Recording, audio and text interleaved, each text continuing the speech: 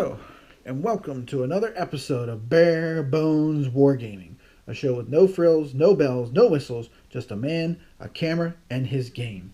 Today, I am going to start to play through a sample game of the Greater East Asia Co-Prosperity Sphere, War in the Asia and the Pacific, 1939-44. Published by Bonsai Games and imported by Quarterdeck International here in the United States. Now, in my videos, my how to play videos, I basically just do an immersion approach. I'm not going to delineate all the rules and go over things. I'll explain the rules as I go. I also am going to be using some of my own unique solo rules that I've developed for the game as well. Now, I've played through the game a couple of times. I feel comfortable with the rules. That does not mean I'm an expert. So if there's anything you notice, feel free to comment, because that's part of the point of all this, is to get a feel of how it's played, but also to maybe clear up some things with rules and make sure things are straight with everybody. So this is basically, instructional, and it's open. I'm not pretending to be any massive expert on things. I'm just sharing what I know and what I've experienced so far. So the game begins in 1939, and the turn is basically broken down into several phases. You have your production phase, where you basically go ahead and get your cards based on the number of production points that you have. You also then have the operations phase, which goes back and forth between the two sides. Combat is a function of movement, so when you move into a space, you are going to fight. And then at the very end, you have your basically what I call redeployment phase, where you can move your units around the map through friendly territories with strategic movement. Nice thing about this game is a lot of information is right here on this nice card. Everything with the setup, which I've already done, and then the action list. So all the icons on the bottom of the cards are explained here in good detail. Very few times I have to refer to the rule book now that I have this card to work with. So let's get rolling here. And we'll start off with Japan picking their production points, which they get 4 to start with. They have 2 for the Japanese home islands. And as you can see here, let me zoom in. The little square there, that's also production block 2. So Japan has 4 to start. Now, I've done this game a couple of times now. And the first time through, I tried to attack China. That didn't work out so well. I thought I'd try to take advantage of the weakness there. I've also declared war on the Commonwealth pretty early, because down here in Borneo, the oil is very, very important for Japan. It gives you extra moves, basically, is what it does. So that's a huge help. So at some point, you have to do that. So what I'm going to do here is I'm basically going to get ready to declare war sometime, maybe 1940-41, and get ready to strike at the Commonwealth. That's my overall grand strategy, if you will. So in order to do that, I'll get to pick 4 of the cards that I have. First 2 cards I'm going to pick myself 2 production cards, because production cards allow you to either develop things by putting new units onto the unit track, which is right here. Some units, like the CVs, have to start way over here in advance. Other ones, like the infantry, can go straight onto the map right off the bat.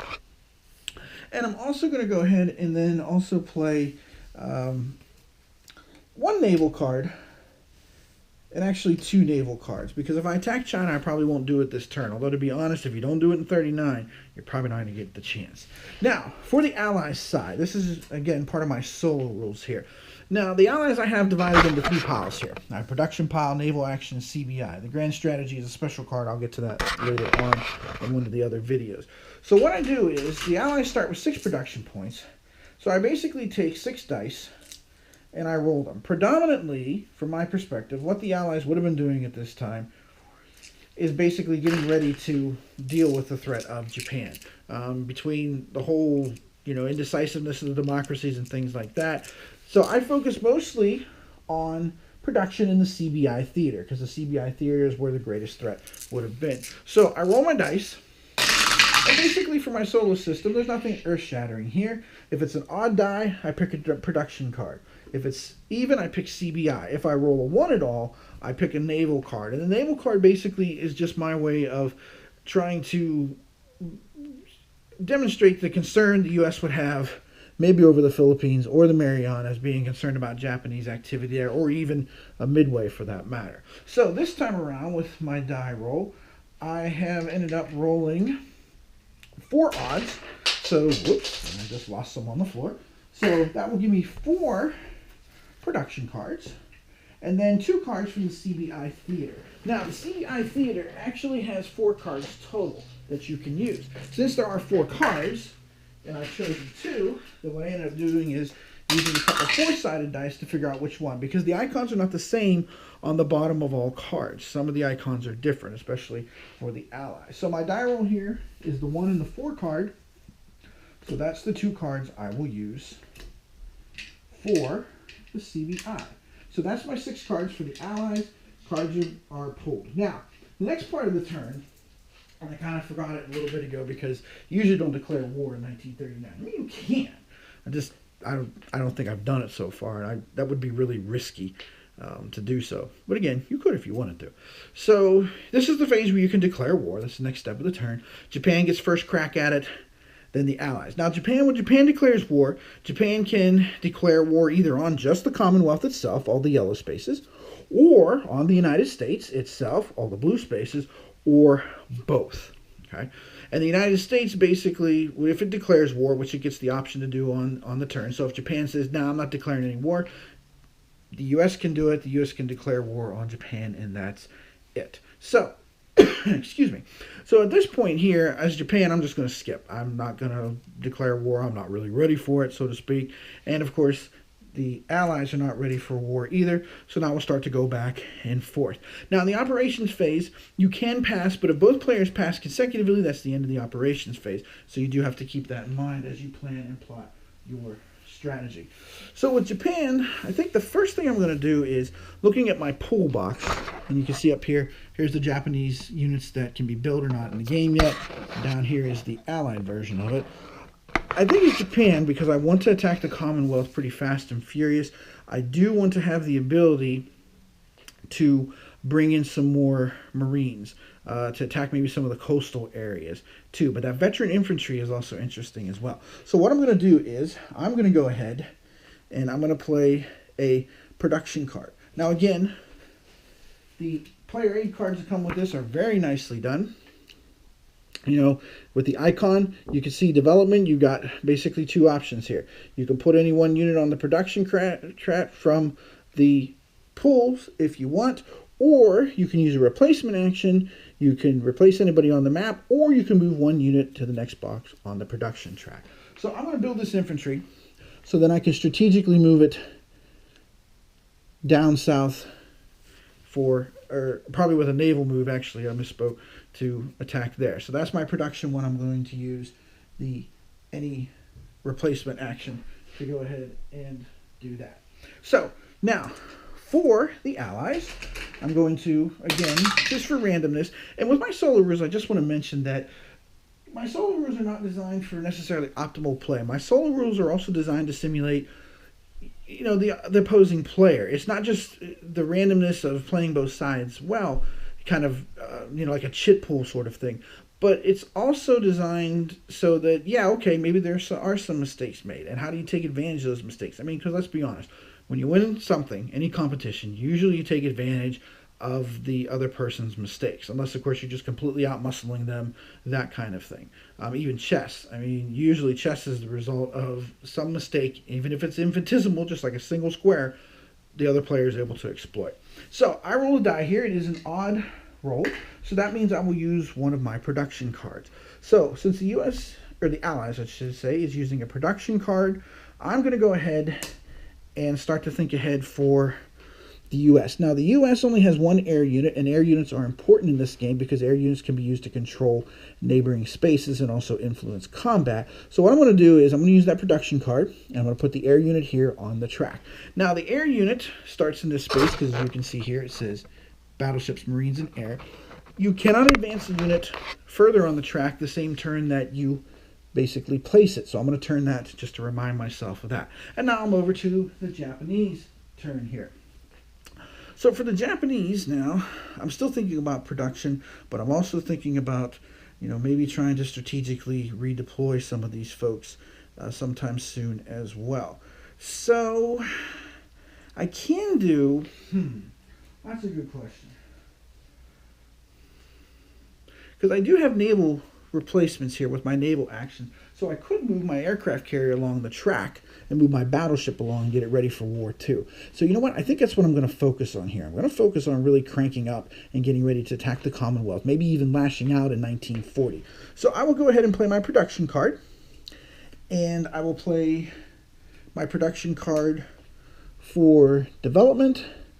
And I'll go ahead and develop this Marine and put him in that space there. Now the Allied side, this time it's an even number. So I have 2 CBI cards here. Okay, and again, they have different, let me show you both. They do have different icons, you know, as far as bombing ability goes. The question marks basically lets you use them for almost any kind of action. So I could go ahead and do the Chinese. I could go ahead and beef up or develop the air unit for the British, but I'm going to go ahead and I'm going to start to do some replacements here. So I'll flip this unit to full strength in Calcutta to get ready there. Now, next, Japanese operation. Excuse me. I'm going to go ahead with this Japanese naval operation here, or naval action, and I'm going to go ahead and slide this aircraft carrier along the track, and I will turn it to remind myself I've already advanced it 1 box this year, so I cannot advance it again. So my next solo roll is another production card from the Allies. Now see, if I had gone after China, which again, when I play solo, I try to actively play one side, and I planned ahead Japan, as you saw first, before I did anything with the Allies. That only having 2 CBI cards, I really could have went after China. So, you know, it's just kind of the nature of the beast. But again, it's like playing a real game. You know, you're trying to think, what am I going to do here? And your opponent may do something that you're like, shoot, the door was wide open and I missed it. So, production card again. So for the U.S. here with the production card, I'm going to try and, again, get them ready cranked up for war. And I will place the battleship here on the track to get it moving here. Now, the last thing I'm going to do for Japan is I'm going to use my last naval action and use my naval replacement. And I'm going to go ahead and advance this battleship to the last box. Now, when a unit gets to the last box, it gets placed on the map. It has to be in a home space. A home space is any space with these little, here, Pearl Harbor is probably the best place to see it, the little factory symbol. That's how you know it's a home space. So now the Allies basically will have 3 actions in a row. Now again, when you're playing a real game or playing an opponent, you might want to pass. But again, if he passes 2, you know, that could be a little bit of a tricky situation. But I'm just trying to demonstrate and show things here. So let's see here what the Allies are going to do next. Again, it's another production card. I'm going to start working on aircraft carriers too. So I will place an aircraft carrier with my developmental production there. I got 2 more cards to play. This time it's an even one. It's again the CBI theater. Now, I could beef up Rangoon. I could also beef up Singapore down here where the lone ship is. But I also should probably be careful just in case Japan changes its mind and goes after China and tries to go after one of those production facilities there. Because Japan can win an automatic victory by taking control of 2 production centers that are of 2 different colors at the end of any turn if they hold those. So I'm going to flip the guy in China with my CBI question mark, purple question mark. That leaves me with my last production card. And I could do a strategic movement if I wanted to, but I don't really feel like the Philippines are threatened. Can't really move anybody along the track, so I'll tell you what. I'm going to go ahead and I'm going to get ready again, get geared up for war here, by putting the Marines there. So at this point here, that's the operations phase. And now I can go ahead and I can do some strategic redeployment starting with Japan. Now, I could move, and strategic redeployment basically means you can move from any one spot to another, any distance, so long as it's over friendly controlled spaces. And since we're done here with this turn, let me go ahead and basically I'll rotate these so I'll remind myself that they are eligible to be moved along the production track next turn. So right now I'm thinking as Japan that I'm probably going to launch offensives down towards Saigon and towards Borneo. So I'm not real worried about redeploying people there. So I think I'm going to leave that alone. And again, as far as the Allied side goes, there's not a whole lot of redeployment I can see for that. So that pretty much ends the turn. And now we're ready to move on to the 1940 turn. So again, just trying to give you a brief little introduction here. I try to keep my videos fairly short.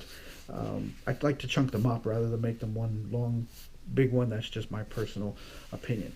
So at this point, I'm going to go ahead and close down for this particular session here. So this again has been Tim Korchnoi with Bare Bones Wargaming, wishing you victory in your games and good play. See you next time.